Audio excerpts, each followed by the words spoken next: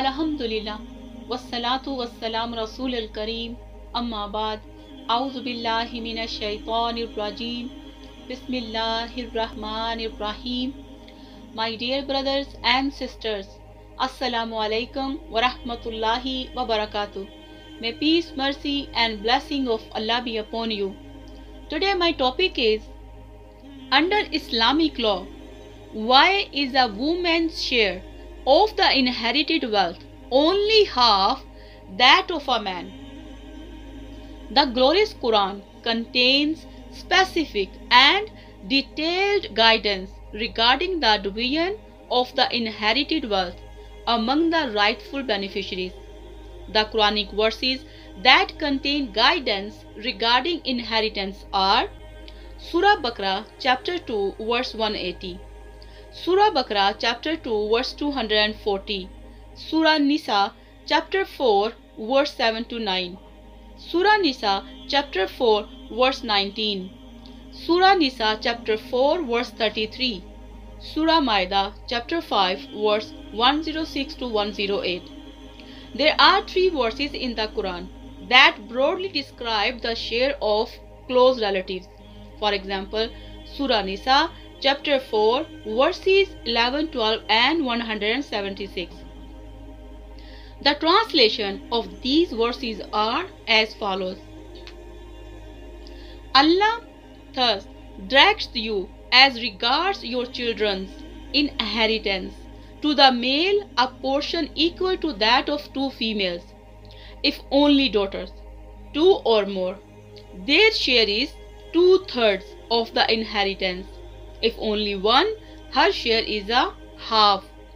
For parents, a 6th share of the inheritance to each, if the deceased left children. If no children and the parents are the only heir, the mother has a 1/3. If the deceased left brothers or sisters, the mother has a 6th. The distribution in all cases is after the payment of legacies and debts. You know not whether your parents or your children are nearest to you in benefit. These are settled portions ordained by Allah, and Allah is all-knowing, all-wise. In what your wives leave, your share is half, if they leave no child, but if they leave a child, you get a 4th, after payment of legacies and debts. In what you leave, their share is a 4th, if you leave no child, but if you leave a child, they get an 8th, after payment of legacies and debts. If the man or woman whose inheritance is in question has left neither ascendants nor descendants, but has left a brother or a sister, each one of the 2 gets a 6. But if more than 2, they share in a 1/3, after payment of legacies and debts, so that no loss is caused to anyone. Thus, it is ordained by Allah, and Allah is all-knowing, most forbearing. Al-Quran 4 verse 11 to 12. They ask you for a legal decision. Say, Allah directs them about those who leave no descendants or ascendants as heir. If it is a man that dies, leaving a sister but no child, she shall have half the inheritance. If such a deceased was a woman who left no child, her brother takes her inheritance. If there are 2 sisters, they shall have 2/3 of the inheritance between them. If there are brothers and sisters, they share, the male having twice the share of the female. Thus does Allah makes clear to you His knowledge of all things. Al-Quran 4 verse 176. In most of the cases, a woman inherits half of what her male counterpart inherits. However, this is not always the case. In case the deceased has left no ascendant or descendant, but has left the uterine brother and sister. Each of the two inherit 1/6.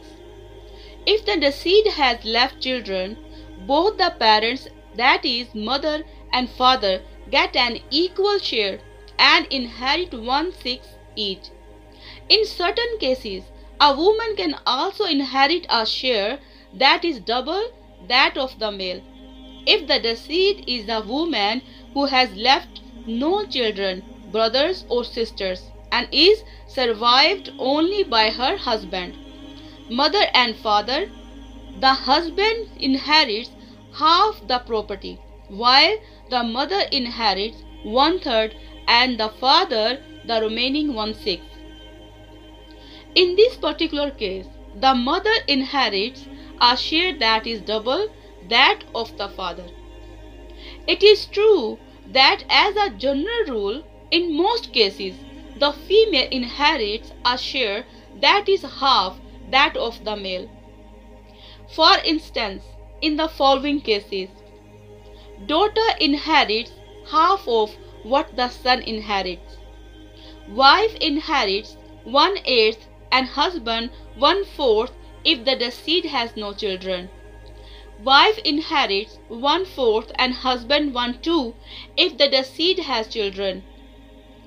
If the deceased has no ascendant or descendant, the sister inherits a share that is half that of the brother. In Islam, a woman has no financial obligation and the economical responsibilities lie on the shoulders of the man. Before a woman is married, it is the duty of the father or brother to look after the lodging, boarding, clothing, and other financial requirements of the woman. After she is married, it is the duty of the husband or the son. Islam holds the man financially responsible for fulfilling the needs of his family. In order to be able to fulfill the responsibility, the man gets double the share of the inheritance. For example, if a man dies leaving £150,000 for the children, for example, one son and one daughter, the son inherits £100,000 and the daughter £50,000. Out of the 100,000 which the son inherits as his duty towards his family, he may have to spend on them almost the entire amount, or say about 80,000, and thus he has a small percentage of inheritance, say about 20,000, left for himself. On the other hand, the daughter who inherits 50,000 is not bound to spend a single penny on anybody. She can keep the entire amount for herself.